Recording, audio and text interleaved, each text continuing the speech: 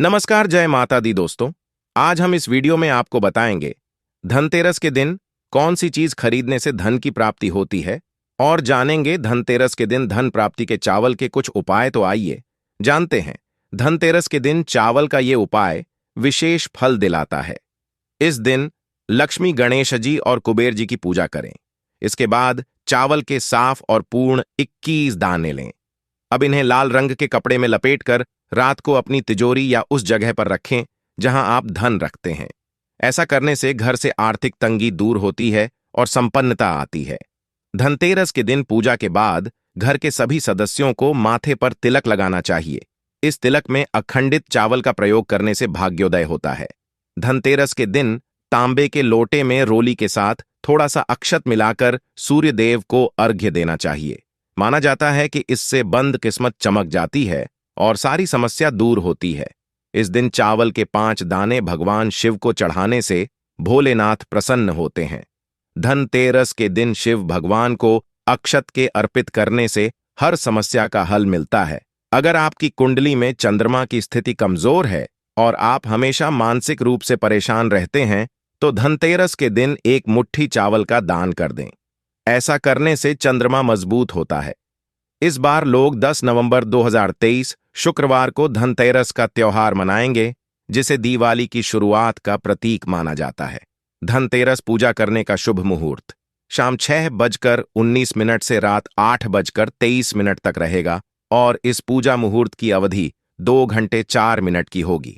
धनतेरस के समय सोना और चांदी खरीदना बेहद शुभ माना जाता है, क्योंकि ऐसा माना जाता है कि यह समृद्धि और सौभाग्य लाता है। इसके अतिरिक्त ज्योतिषियों का मानना है कि धनतेरस के दौरान ग्रहों की स्थिति किसी व्यक्ति की वित्तीय सफलता पर महत्वपूर्ण प्रभाव डाल सकती है। इसलिए लाभ को अधिकतम करने के लिए सोना और चांदी खरीदने का सही समय चुनना आवश्यक है। ज्योतिषीय भविष्यवाणियों के अनुसार धनतेरस 2023 के दौरान सोना और चांदी खरीदने का सबसे अनुकूल समय 10 नवंबर 2023 को दोपहर 2:35 से 11 नवंबर 2023 को सुबह 6:40 है। लोग प्रदोष काल की अवधि को अत्यधिक शुभ मानते हैं, क्योंकि किसी भी शुभ कार्य को करने के लिए यह सबसे अच्छा समय माना जाता है।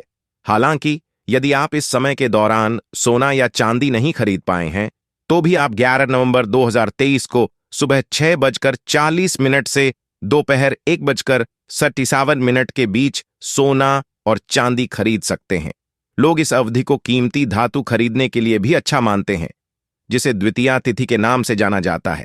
यह ध्यान रखना महत्वपूर्ण है कि धनतेरस के दौरान सोना और चांदी खरीदने का समय एक क्षेत्र से दूसरे क्षेत्र में भिन्न होता है। इसलिए किसी विशेषज्ञ ज्योतिषी से परामर्श करना आवश्यक है, जो आपको आपके स्थान के आधार पर सटीक समय प्रदान कर सके। ऐसा माना जाता है कि धनतेरस के दौरान सोने और चांदी के सिक्के, गहने और बर्तन खरीदने से समृद्धि और सौभाग्य की प्राप्ति होती है। धन और समृद्धि की देवी माता लक्ष्मी का आशीर्वाद लेने के लिए कीमती धातुओं को खरीदने से पहले एक छोटी पूजा करने की सलाह दी जाती है। धनतेरस पर भगवान कुबेर की इस तरह करें पूजा। भारत में धनतेरस को दिवाली के त्योहार की शुरुआत का प्रतीक माना जाता है। साथ ही धन और भौतिक संपत्ति के देवता भगवान कुबेर की इस दिन पूजा की जाती है। धनतेरस 2023 पर भगवान कुबेर की पूजा करने की विधि इस प्रकार है। किसी भी पूजा को शुरू करने से पहले अपने घर को अच्छी तरह से साफ करना जरूरी है। ऐसा माना जाता है कि धन की देवी मां लक्ष्मी साफ सुथरे घरों में ही प्रवेश करती हैं। इसलिए धन की देवी और भगवान कुबेर को आमंत्रित करने के लिए अपने घर की साफ सफाई करें, उसे रंगोली और फूलों से सजाएं। इसके बाद एक पूजा की थाली लें और उस पर कुछ चावल के दाने, रोली, फूल, एक दिया और कुछ सिक्के रखें। सभी पूजा सामग्री को एकत्रित कर लें। इसके बाद भगवान कुबेर की मूर्ति या फोटो के सामने दीपक जलाएं और भगवान कुबेर के इस मंत्र AUM ह्रीं श्रीं ह्रीं कुबेराय नमः का जप करें।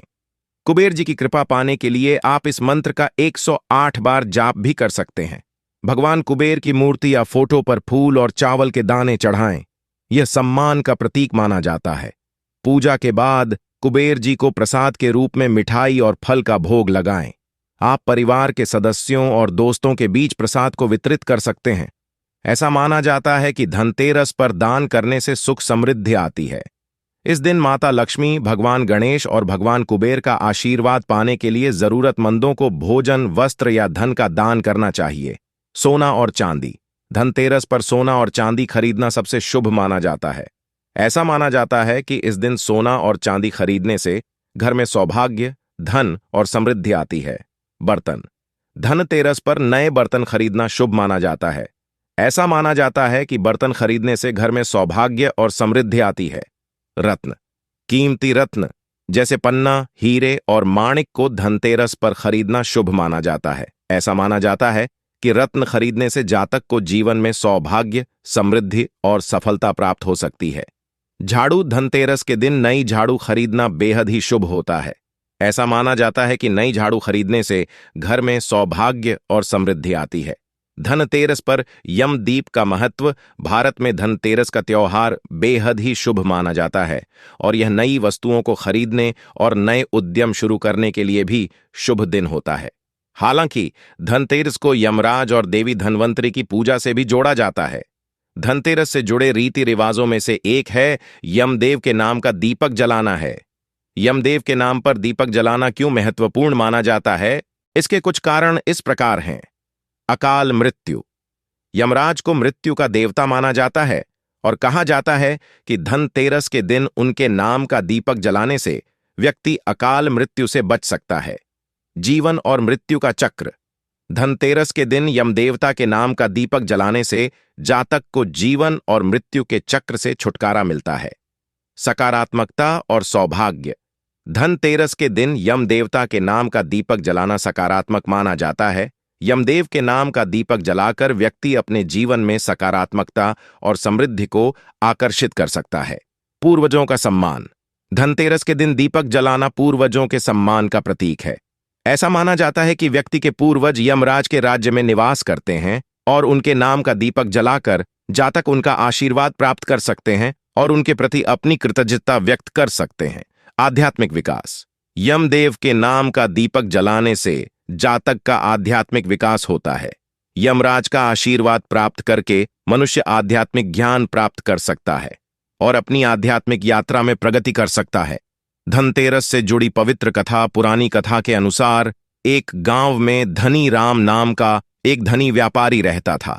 वह अपनी अपार संपत्ति, सोने और कीमती रत्नों के प्रति अपने प्रेम के लिए पूरे गांव में मशहूर था।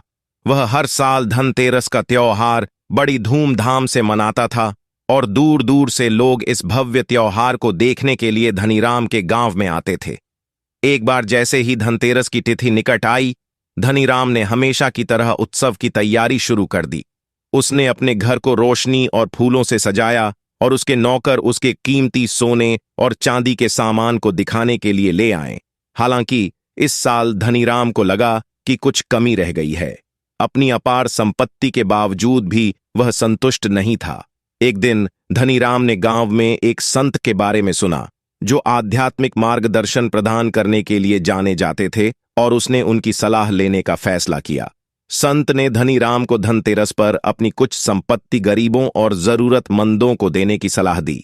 धनीराम पहले तो हिचकिचाया, लेकिन संत ने उसे समझाया कि सच्चा सुख और संतोष देने से मिलता है, केवल लेने से नहीं। धनीराम ने संत की सलाह का पालन किया और धनतेरस पर अपनी कुछ संपत्ति का दान करने का फैसला किया। उसने गरीबों और जरूरतमंदों को कपड़े, भोजन और पैसे बांटे, जिसके बाद उसने संतुष्टि का अनुभव किया। उसे ऐसा पहले कभी भी महसूस नहीं हुआ था। उसी दिन से धनीराम ने हर साल धनतेरस पर दान करना शुरू कर दिया। उसने अपने दोस्तों और रिश्तेदारों को भी यही सलाह दी। धनतेरस न केवल धन का उत्सव है, बल्कि देने और करुणा का उत्सव भी माना जाता है। दोस्तों, यदि आपको यह वीडियो पसंद आया हो तो वीडियो को लाइक करें और हमारे चैनल को सब्सक्राइब जरूर करें।